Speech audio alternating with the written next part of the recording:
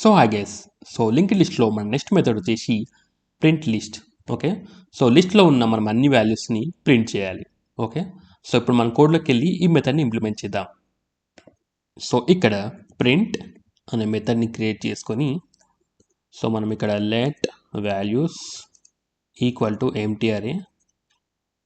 So ఇప్పుడు మనం notes అన్ని లూప్ చేసుకొని సో నోట్స్లో ఉన్న డేటాని మనం వాల్యూస్లో పుష్ చేద్దాం.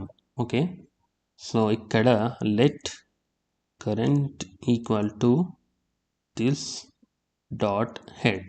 ఓకే, సో ఇక్కడ వైల్ లూప్ చేసుకొని okay, so current,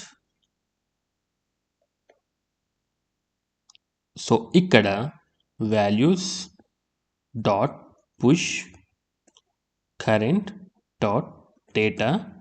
okay, so అక్కడ మనం కరెంట్ని కూడా అప్డేట్ చేయాలి కదా. So current equal to current dot next. Okay, so ఇప్పుడు మనం ఫైనల్గా అరేని రిటర్న్ చేద్దాం.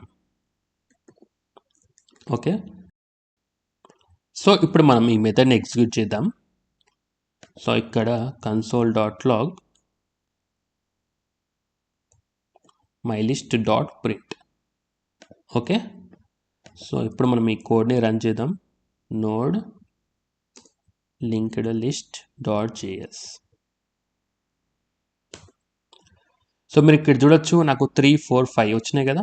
సో నాకు నోడ్లో కూడా 3, 4, 5 ఉన్నాయి కదా.